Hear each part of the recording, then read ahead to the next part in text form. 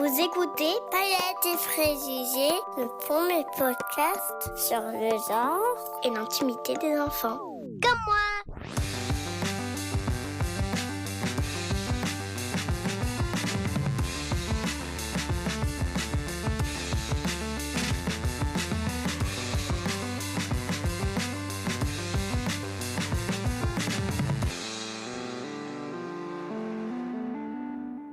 Dans l'épisode précédent de notre hors-série estivale Bienvenue bébé, je vous dévoilais le prénom de mon enfant, Jo ou Joe. Je laisserai bien sûr à mon enfant le choix de sa prononciation préférée. Je suis très heureuse de ce prénom. Déjà parce que, comme il est court, je peux l'utiliser comme un pronom en remplacement de elle, il ou elle. On en reparlera bientôt. Et puis, Jo était le premier enfant de sa classe à savoir épeler son prénom. Et ça, j'étais pas peu fière. Peu après l'enregistrement de cet épisode, je dirais début 2023, j'ai dû avoir une conversation difficile avec Jo sur son prénom. Le problème, c'est que quand Jo donnait son prénom à des gens, au parc par exemple, ceux-ci buguaient souvent. Il lui répondait avec perplexité et, selon la tenue de Jo, Jean ? Jo pour Johanna ? Joseph, Joachim ou Jonathan ? J'ai dû expliquer à Jo. Ton prénom est rare, alors les gens pensent parfois avoir mal entendu. Ou alors pensent que tu lui as donné ton surnom, un diminutif de ton prénom. Tu peux leur répondre Jo tout court, J-O. Bon, en fait, c'est pas un problème, parce qu'il y a peu de choses plus mignonnes qu'un enfant de 3 ans qui épelle son prénom en zozotant. Et puis, c'est plutôt utile pour mon travail, parce que grâce à son prénom non genré et à la confusion des gens, je peux facilement analyser le genre que leur inspirent les tenues de Jo. Fille ou garçon ? Et justement, c'est le sujet de l'épisode 4 de cette rediffusion de Bienvenue bébé, les vêtements. Bonne écoute ! Anecdote amusante, je viens de récupérer Orso chez la nounou, c'était sa première garde. Il s'est taché et du coup elle lui a mis un body de la petite fille avec qui il est gardé. Ça, c'est un message de René. C'est un body avec une grande collerette autour du cou, on dirait un petit bébé de la Renaissance. Et c'est marrant parce qu'elle me l'a rendu en me disant « Ah ben voilà, je lui ai mis des habits de fille, mais un peu gêné, quoi, à moitié rigolant, à moitié gêné. » Et je me disais « Mais si tu savais à qui tu parles ?» Son fils Orso a désormais 3 mois. Et depuis sa naissance, René l'habille avec des vêtements de garçon et de fille. Plus par souci d'économie qu'autre chose. Elle avait d'ailleurs opté pour la même stratégie avec son fils aîné, Ulysse. Ulysse, lui, il avait ses 3 cousines et du coup, il récupérait des vêtements très genrés, en tout cas considérés comme des vêtements de filles. Ce qui fait qu'Ulysse a mis des chaussons je suis une princesse, des pulls, des pyjamas pareils, petite princesse. Pendant ma grossesse, quand j'ai expliqué que je voulais dégenrer l'éducation de mon enfant, les gens me parlaient assez rapidement de vêtements. Soit c'était pour me dire que oui, les vêtements pour bébé sont trop genrés, soit c'était pour exprimer une crainte. Mais donc, si c'est un garçon, tu vas lui faire porter une robe ? Mais tu vas complètement le perturber. Tu peux pas lui imposer ton idéologie. J'en ai parlé à Manuela Spinelli, la sociologue qu'on a entendue dans l'épisode précédent. Notre société, elle est construite de façon binaire. Notre culture a besoin de classer les individus. Quand on regarde un visage de bébé, on est incapable de dire s'il s'agit d'un garçon ou d'une fille. Et c'est pas moi qui le dis. Là, il y a eu des études qui ont été menées là-dessus. Donc, on sait qu'on n'arrive pas, par les biais des traits de visage, par exemple, ou par le corps, à dire s'il s'agit d'un garçon ou d'une fille. Donc, on classe les bébés par le biais de ce qu'on appelle les marqueurs de genre. Donc, il s'agit des vêtements, il s'agit des nœuds, par exemple, pour les filles, il s'agit des couleurs aussi qu'on utilise en tant que marqueurs de genre. Quand on supprime ces marqueurs de genre, les gens sont souvent déstabilisés. Parce qu'on ne nous a pas appris à interagir avec les enfants de façon non genrée. J'ai toujours pensé que j'habillerais mon enfant de façon à ce que les gens ne projettent pas immédiatement un genre sur lui. Mon idée, c'était de piocher dans tous les rayons. Qu'est-ce qu'on va mettre aujourd'hui, Joe ? Je te propose soit le jogging à fleurs, soit le pantalon en velours. Mais avant de me lancer dans ce podcast, j'avais pas mesuré à quel point, au-delà des projections, habiller les enfants comme des filles ou des garçons avait des conséquences.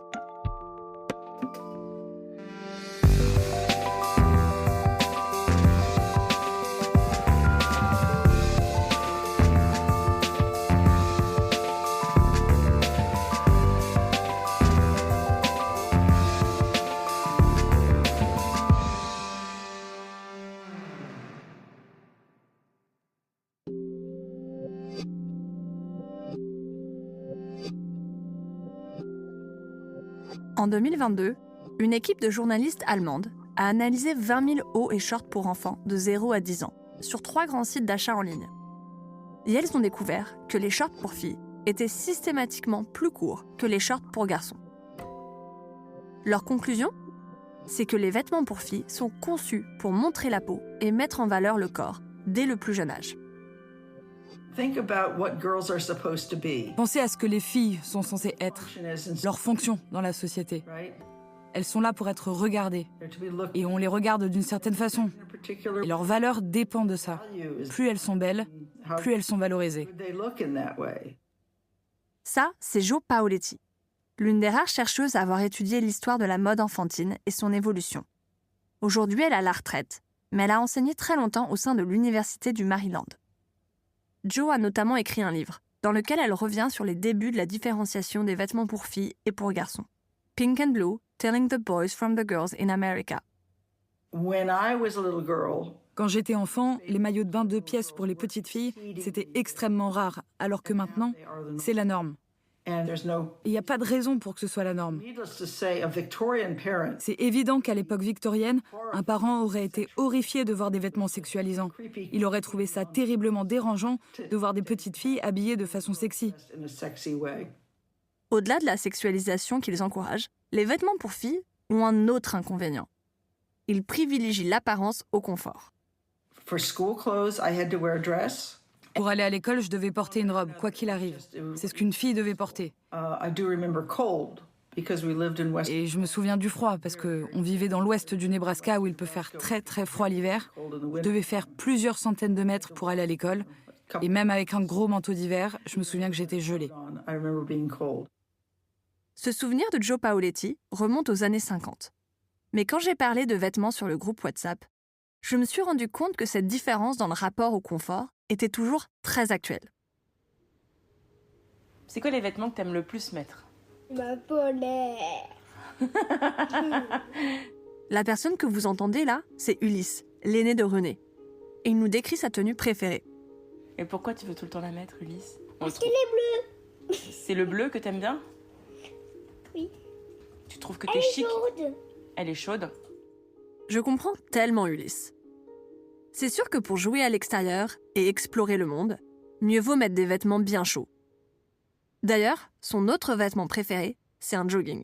Un bon vêtement pour moi, c'est un vêtement qui est sportif et qui est souple. Surtout souple, d'ailleurs.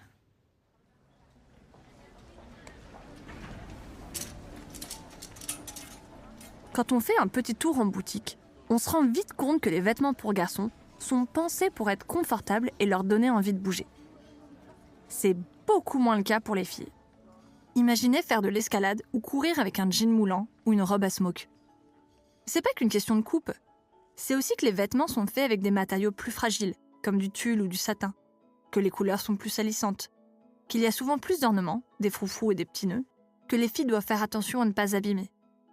Tout ça contribue à apprendre aux filles qu'être jolie est plus important qu'attractive. C'est pour ça que Gabriel achète les vêtements de ses enfants, principalement au rayon garçons. Gabriel, c'est le 3e parent du groupe WhatsApp. Vous l'avez pas encore beaucoup entendu jusqu'ici. Bonjour tout le monde, bonne année, meilleurs vœux. Comme on dit en Suisse, cette expression que j'aime bien, tout de bon pour 2023, je trouve que c'est super joli. Mon objectif principal a toujours concerné le confort que mes enfants pouvaient avoir dans leurs vêtements. Il se trouve que dans nos sociétés, cette question de confort, elle est éminemment genrée. J'ai rencontré Gabrielle pour mon précédent podcast. Elle est sociologue et a écrit « Faire famille autrement », une enquête sur la façon dont les personnes LGBTQ+, créent leur famille. Elle est en couple avec une personne non-binaire et a 2 enfants.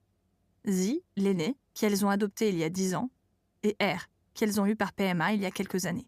Ce que je souhaite au final, c'est avoir des vêtements qui ne vont pas entraver les mouvements de mes enfants, dont je souhaite qu'elles soient actives au quotidien. Il ne s'agit pas d'avoir des vêtements trop fragiles ou des vêtements trop pâles qu'on pourrait tacher, qu'on pourrait déchirer, etc., ou des vêtements qui ne rendent pas pratique le fait de grimper, de sauter partout. Donc, le côté pratique est super important ici. Il y a quand même un truc que Gabrielle achète au rayon filles, les leggings. Tout simplement parce qu'ils sont absent des rayons garçons. Je m'en suis rendu compte en cherchant des vêtements pour Joe. L'offre pour les filles et les garçons devient très différente très tôt. Et certains articles sont exclusivement réservés à un rayon. En analysant une quinzaine de sites, j'ai remarqué que généralement, on commence à avoir des rayons filles et garçons à partir de 3 ou 6 mois, parfois même plus tôt. En tout cas à un âge où la morphologie des enfants est la même. Et cette différenciation, elle se joue aussi dans les motifs. Du côté des filles, je trouve souvent des papillons, des licornes, des fleurs, des cœurs.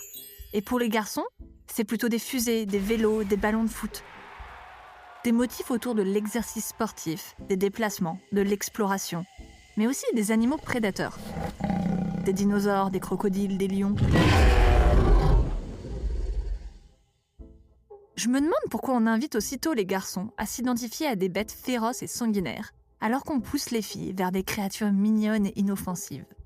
Et si on va plus loin, pourquoi est-ce qu'on retrouve des motifs et des messages autour de l'amour presque uniquement chez les filles ? Pourquoi est-ce que les garçons sont privés de douceur et de fantaisie ? Pourquoi est-ce qu'ils n'ont pas le droit aux paillettes et aux strass ?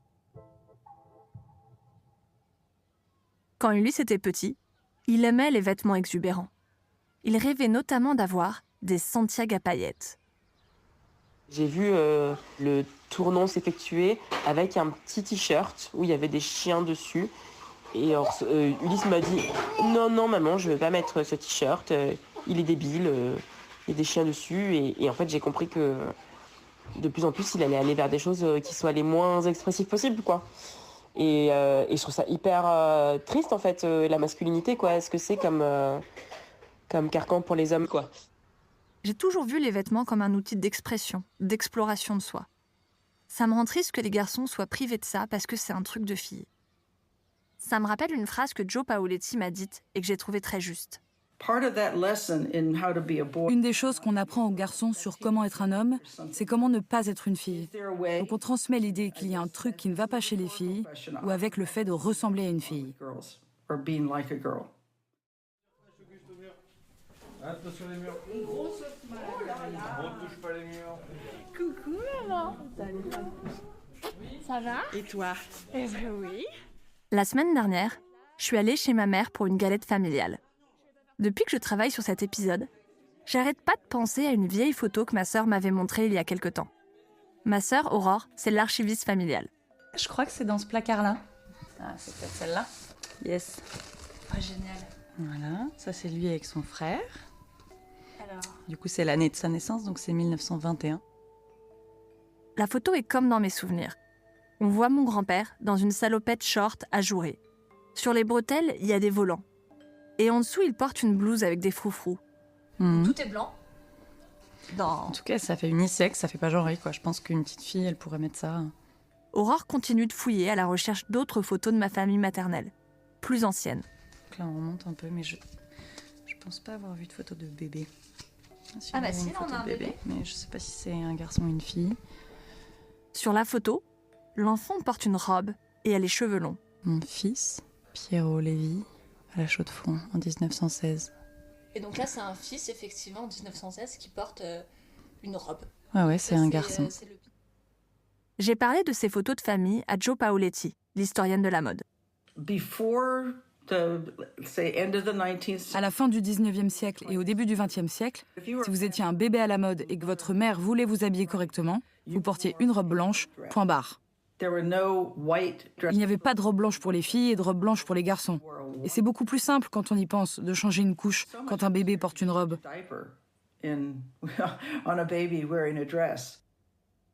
Joe m'explique qu'à l'époque, les bébés portent des robes qui leur descendent jusqu'aux pieds. À mesure qu'ils grandissent, les parents raccourcissent leurs robes pour faciliter leurs mouvements. Le sexe était quelque chose qu'on acquérait en grandissant. Les bébés n'avaient pas de sexe. Ils ne devaient pas avoir d'identité sexuelle. Ils ne devaient pas avoir conscience de leur sexe parce qu'on pensait que c'était mauvais d'apprendre ça trop tôt. Donc on essayait de retarder cette prise de conscience au maximum. Il y avait cette idée que si les petits garçons sont conscients de leur corps, ils se masturberont. S'ils se masturbent, alors ils deviendront homosexuels. Parce qu'on croyait qu'il y avait un lien entre ces deux choses. Les choses commencent à changer au XXe siècle. On fait porter aux garçons des robes de plus en plus courtes, avec parfois un short en dessous, une culotte comme on appelle ça alors, et on leur met des pantalons de plus en plus tôt. Pour expliquer ce changement, Joe Paoletti avance une théorie, l'arrivée de la psychanalyse.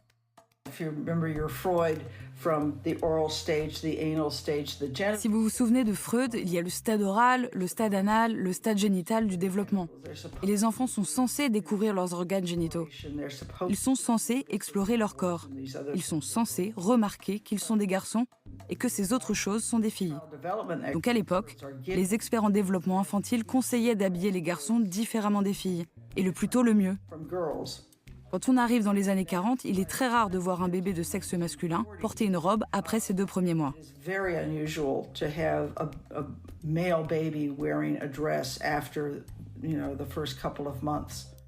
Progressivement, la couleur aussi s'impose. Et face à cette nouveauté, les directeurs et directrices de magasins s'interrogent. Comment on présente tout ça? Dans quel rayon est-ce qu'on met les vêtements bleus et les vêtements roses? Joe Paoletti me parle d'un article de 1918 tiré d'un magazine spécialisé. Ça vient du Infants Department, qui était l'équivalent du magazine Women's Wear Daily pour l'industrie de la mode enfantine. Il est sorti en 1918 et ça disait « Beaucoup de gens nous ont demandé comment présenter les choses dans leur magasin. Alors on va fixer la règle dès maintenant, ça sera rose pour les garçons et bleu pour les filles. »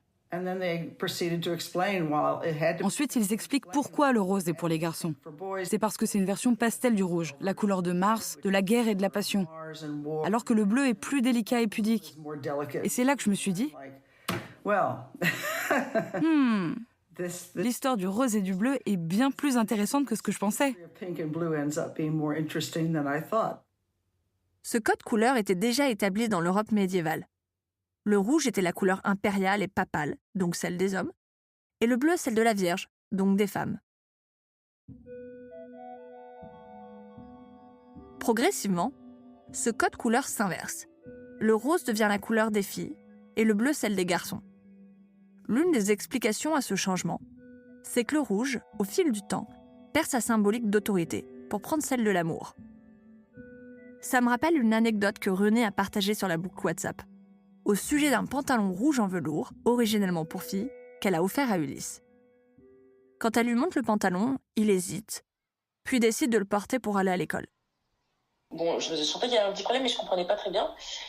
Il revient le soir, il me dit « Maman, tout le monde s'est moqué de moi avec mon pantalon. » Je lui dis « Quoi ?» Il me dit « On m'a dit que c'était un pantalon de fille. » Je dis « Quoi ?» J'en perds mon français tellement je suis choquée. J'étais là genre « Je ne comprends pas quel est le problème de ce pantalon en velours rouge. » Il dit « les autres, ils disent que c'est une couleur de fille. » Je dis « Alors là, mon Dieu, quoi. » Ça, c'est lié au processus de pinkification. Le fait qu'à partir des années 80, l'univers des filles est devenu progressivement saturé de rose, des vêtements aux poussettes en passant par les couches. Ce phénomène, il est lié au développement du marketing et des logiques d'hypersegmentation à cette époque. En gros, on commence à diviser les consommateuristes en segments de plus en plus petits pour leur vendre de plus en plus de produits. Pour Joe Paoletti, l'intensification de ce code couleur est aussi liée à la démocratisation des échographies prénatales qui permettent de connaître le sexe du bébé avant sa naissance, pile quand on prépare son trousseau. Mais il y a aussi un autre facteur. 8 femmes sur 10 préfèrent le pantalon. Vous êtes pour ou contre le pantalon chez la femme? On est pour. La vague féministe des années 60-70. Il arme la femme d'aujourd'hui. Il est le signe mythique de sa modernité. The children of the late 60s and early 70s who were raised in this very kind of... Les enfants de la fin des années 60, début des années 70, ont été élevés dans une période unisexe très radicale. C'est la première fois que des gens essayaient vraiment d'élever leurs enfants sans distinction de sexe. Mais ce qu'ils ont fait en réalité, c'est qu'ils ont plutôt élevé la masculinité. Dans le sens où habiller les enfants de façon unisexe à l'époque, ça voulait souvent dire habiller tout le monde en petits garçons. C'était cette deuxième vague du féminisme qui disait « Pour être libérées, les femmes doivent être davantage comme des hommes ». Ça nous a clairement permis d'entrer sur le marché du travail, etc. Mais ça a aussi envoyé aux petites filles le message qu'être une fille, c'était pas aussi bien qu'être un garçon.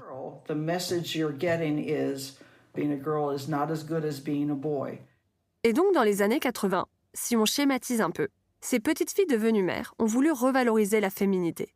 Et à l'époque, ça passait par acheter du rose à leurs filles. Elles voulaient toujours que leurs filles deviennent médecins, présidentes et tout ça. Mais elles voulaient qu'elles se sentent bien en tant que filles. Donc la première étape de ce retour du genre dans les vêtements, après l'ère de l'unisexe, c'était justement la féminisation accrue des vêtements pour filles. On voit apparaître plus de roses, des petits bandeaux et des nœuds comme ça là, pour couvrir les têtes chauves des petites filles. On pourrait aussi voir dans ce retour au féminin un retour de bâton. Un backlash, comme l'appelle Suzanne Faloudi. Cette penseuse féministe note qu'à chaque fois que les femmes sont sur le point de gagner en égalité, des mouvements conservateurs persuadent une partie de la population que le féminisme est allé trop loin. Que les femmes doivent retrouver leurs fourneaux, leurs enfants et une certaine vision de la féminité. Il y a aussi cette idée que celles qui choisissent de se reconnecter à une féminité traditionnelle ne le font pas nécessairement par amour du patriarcat. Parfois, c'est juste pour retrouver des repères dans une société qui change vite, s'agripper à des règles familières.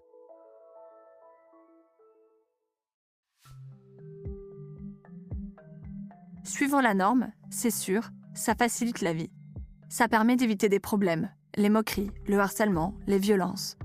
Mais ça peut nous faire passer à côté de nous-mêmes. Moi, j'ai adoré jouer avec mes vêtements. Chercher un style pour exprimer qui j'étais, décider de comment je voulais être vue.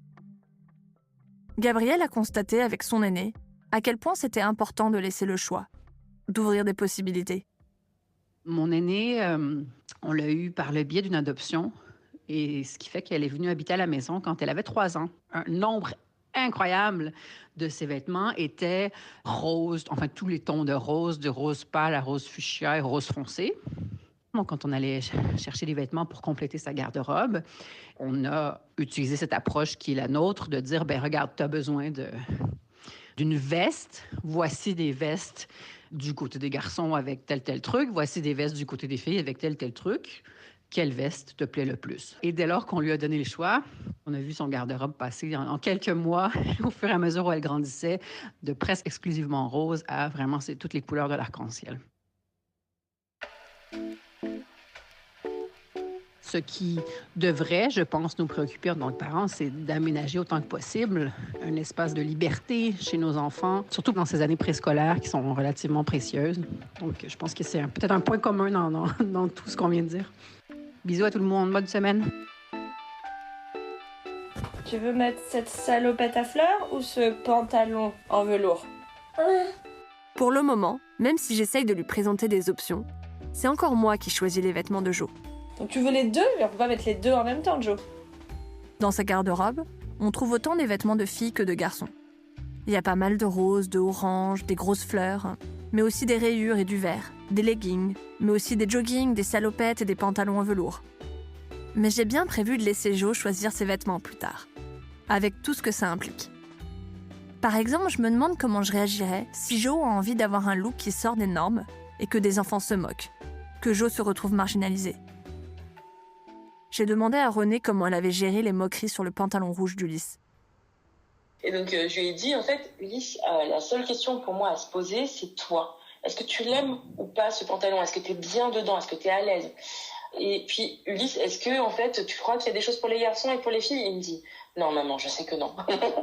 Donc, je lui ai dit, bah voilà, enfin, qu'est-ce que t'en penses de ce pantalon? Tu l'aimes ou pas? Il m'a dit, oui, je l'aime bien. Et alors, depuis, il le met, tu vois, sans problème.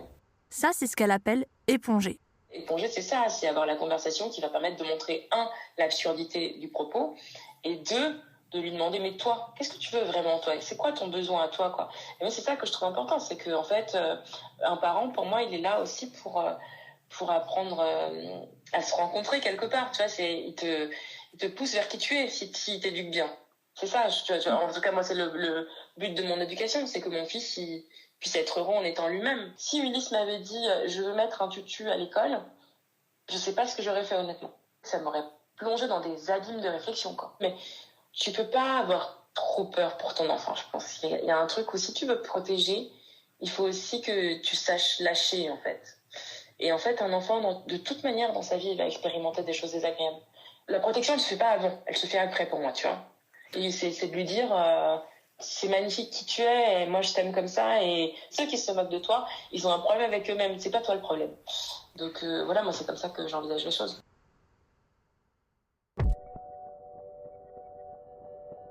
sais pas encore qui est mon enfant, ce dont Jo aura besoin. Mais ce que je sais, c'est que quoi qu'il arrive, l'important c'est de parler, de poser des questions, de comprendre, d'expliquer. J'ai hâte de pouvoir discuter avec Jo. Enfin, encore faudra-t-il que je trouve les bons mots. Et ça, le langage, on en parlera dans notre prochain épisode. Vous venez d'écouter un épisode de Bienvenue bébé, un hors-série de Paillettes et Préjugés. Si cet épisode vous a plu, abonnez-vous et laissez-lui des étoiles. Ça aide vraiment. Et si vous avez envie de creuser le sujet, vous pouvez vous abonner à la newsletter gratuite et ou faire un don régulier pour rejoindre la communauté WhatsApp de Paillettes et Préjugés. Et oui, Paillettes et Préjugés, c'est un podcast 100% indépendant, ce qui veut dire qu'il a besoin de votre aide financière pour continuer. La bonne nouvelle, c'est que vous décidez du montant. À vous de voir si vous souhaitez donner l'équivalent d'une chouquette, d'un abonnement Netflix ou même d'une mensualité d'école privée Montessori. Vraiment, c'est à vous de voir. Et si vous n'avez pas envie ou que vous ne pouvez pas faire un don régulier, vous pouvez aussi faire un don ponctuel en fonction de vos moyens. Les liens sont en description du podcast. Bienvenue bébé est une série produite par Paradiso Media en 2022, écrite et racontée par Aline Laurent-Maillard, produite par Suzanne Collin. Théo Albaric a monté, réalisé et mixé les épisodes initiaux. Pauline Bouillot a monté et mixé ses nouvelles versions. Le générique est aussi de Pauline Bouillot, avec la musique de Délide, les voix de Clémentine, Gabriel, Jo, Félix et Louise. À la semaine prochaine!